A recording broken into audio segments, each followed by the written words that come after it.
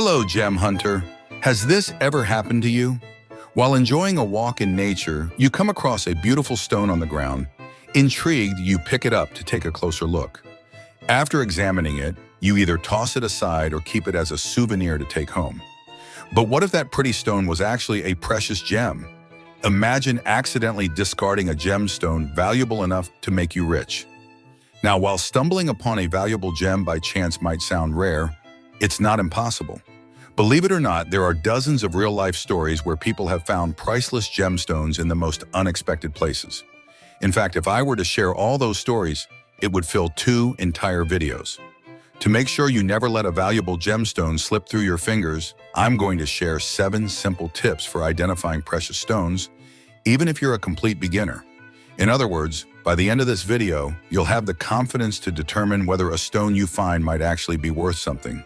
If that sounds like a great idea, this video is for you. These tips are practical and easy to follow, which means you won't need expensive or sophisticated equipment. And no, you don't even need our beginner's guide to gemology ebook. But if you're interested, you can check out the first link in the description, apply what you learn, and start identifying gemstones like a pro. So let's cut straight to the chase. Step 1. Separate the stones you think might have value based on their type, texture, shape, size, and color.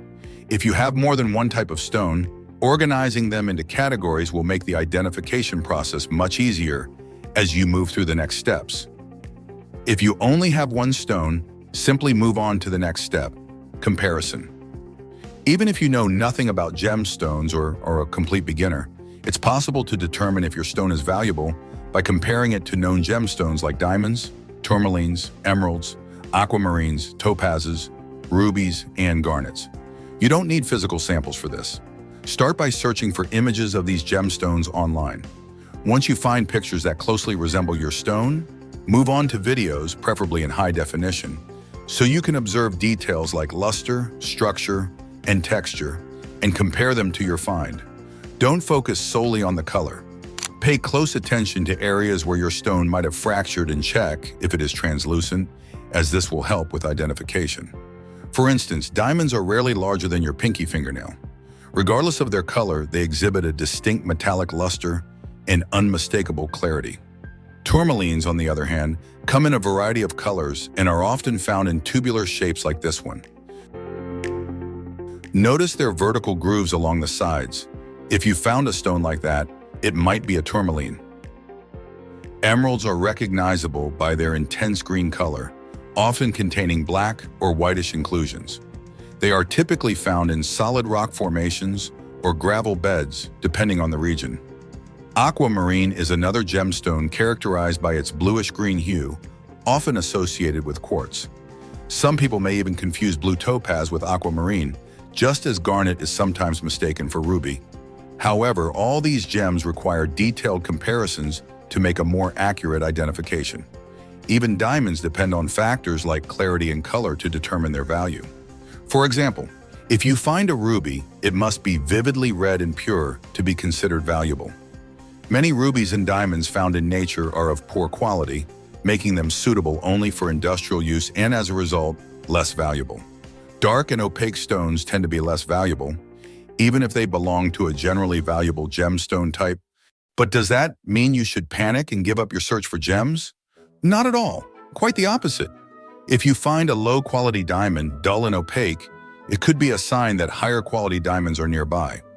That's why it's worthwhile, if possible, to return to the area and look for more.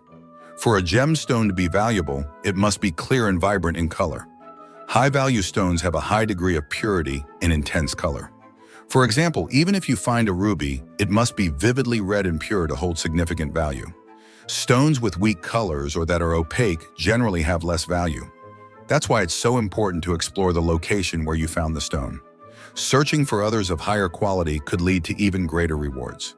You don't have to, but if you'd like to make your life easier, consider checking out our ebook, Gemology Journey for Beginners.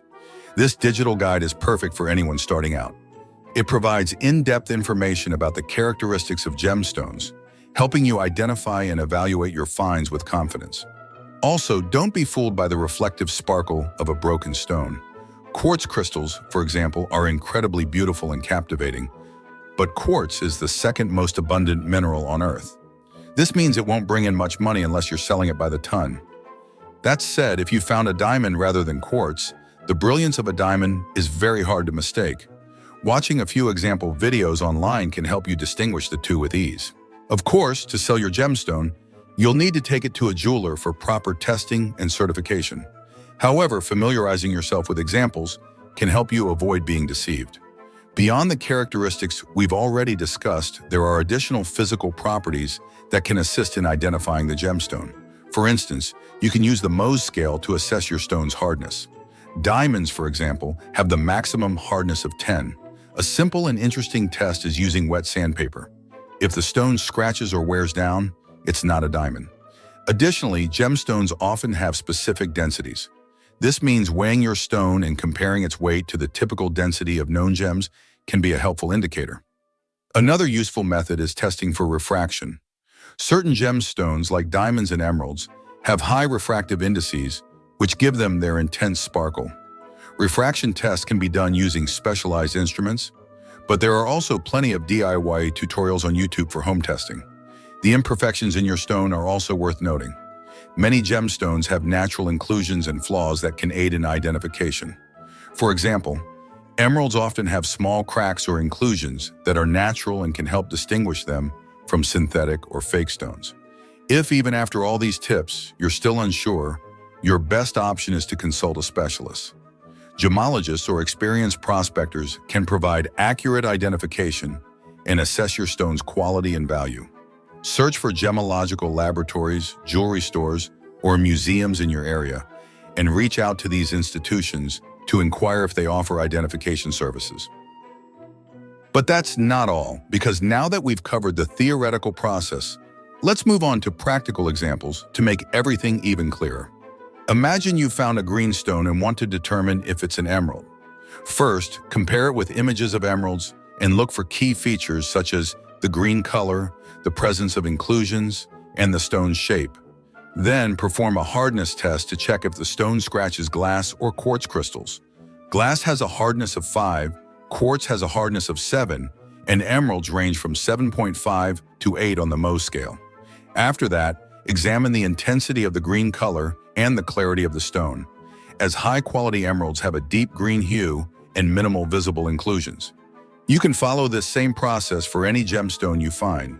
For example, if you come across a translucent bluish stone and want to know if it's aquamarine, compare it with images of aquamarine and look for the characteristic bluish-green color and the stone's shape. Verify if the stone scratches glass and whether it can be scratched by a steel knife, which has a hardness of 5 to 6. If possible, test its refractive index, as aquamarine has a specific refractive index that can give you a good idea of what mineral you're dealing with. If you don't have access to an experienced prospector or geologist in your area, you can learn all of this in greater depth from the comfort of your home with our ebook, Gemology Journey for Beginners. Just click the first link in the description of this video or check the pinned comment. And if you haven't found any significant stones yet and want to start this amazing and therapeutic hobby that keeps you connected to nature, watch our video to learn how to find gemstones in the rivers near you. Let us know in the comments which country you're watching from. Thank you for your like and for subscribing. Good luck, Gem Hunter.